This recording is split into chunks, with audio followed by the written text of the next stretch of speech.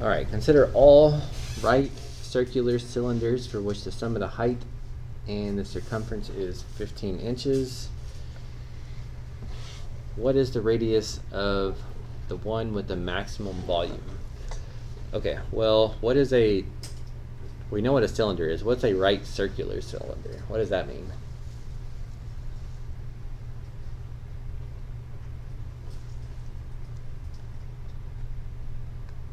Is that a cylinder? That's a cylinder, yeah. But if this doesn't make a right angle, if it's not straight up and down, that's not right circular. So even if you didn't know what that was, you probably assumed. Okay.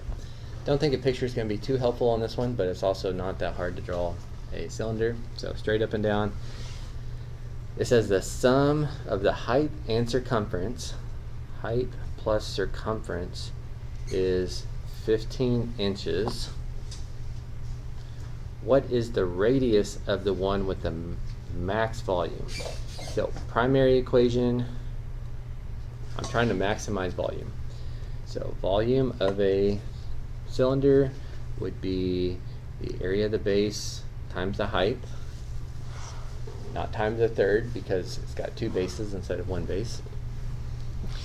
And I don't want to take the derivative of this yet because I've got more than one independent variable. The radius, length, and height are both independent variables. So I'm either going to have to change these in terms of r's or these in terms of r's in terms of h's or h's in terms of r. We've got to switch one of those around. So how can we do that with this? Because that's the only other information given to me.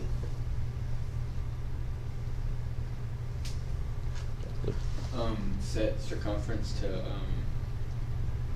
radius equals circumference over 2 pi. Circumference is equal to radius over 2 pi. You're on the right track, but this is a little bit off. Circumference is the distance around, right? It's a circle. Circumference is 2 pi r.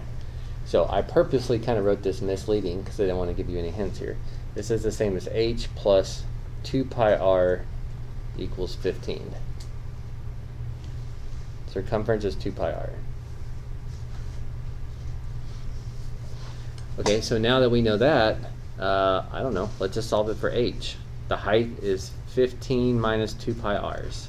So over here the height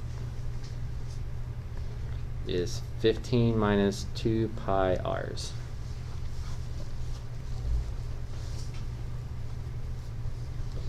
Okay, and that should be the end of the kind of unfamiliar stuff, what's different about today versus last week.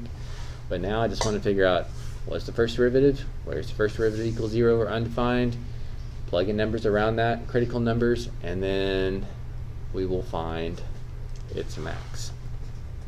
So I would go ahead and distribute this personally.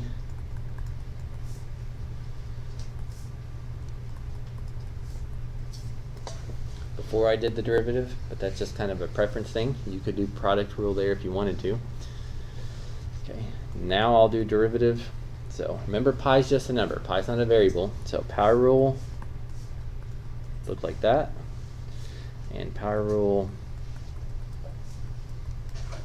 look like that.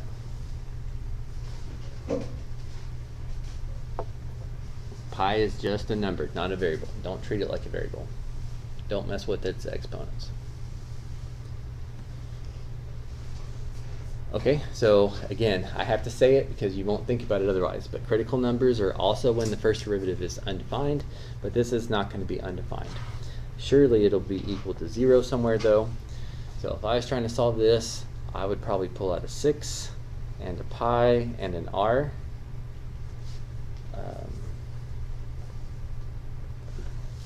Which would be the GCF, factoring out a GCF. And then if this times this equals 0, and this could be 0 or that could be 0. So I don't know, it looks kind of funny based on all those pi's in there. This is a 5. But it's still working out like an algebra problem. So this would equal 0, divide both sides by 6 pi, and r would be 0. And let's see, on this one, we could subtract the 5, divide both sides by negative pi, and we get 5 over pi. Now, some of those might not be maximums. Some of them may be minimums. Some of them may be nothing. But those are the critical numbers. Now, do I really need to test both of those?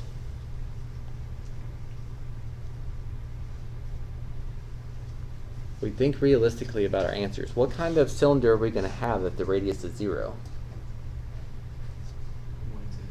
Yeah, it doesn't exist, right? So that's in the tips when it says think about the domain. If you don't even get a cylinder from that one, then there's no point in like even entertaining it. Only 5 over pi is the only critical number. So 99% chance there's going to be a max volume there because that's our only critical number, but we should really go ahead and test. Let's see, 5 divided by 3.14, I don't know, that's more than 1. So testing 1 would be good, and I don't know, I'll test 3 to be safe. I know that's...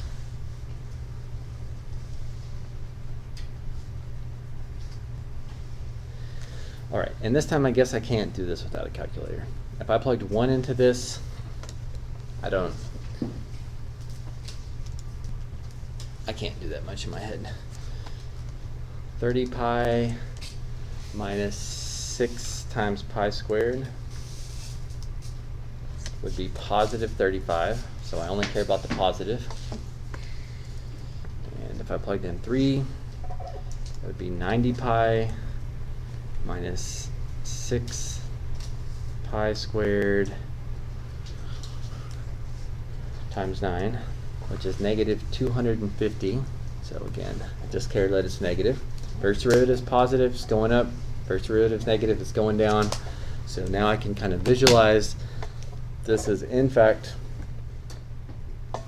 the max volume.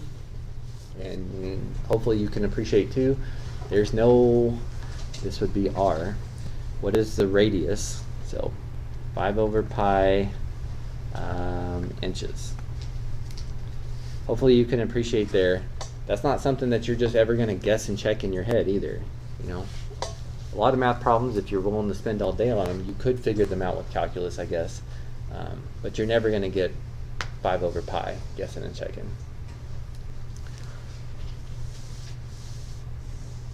Okay, questions before we move on? Do you understand where you got stuck now, what you should do differently at least? Okay.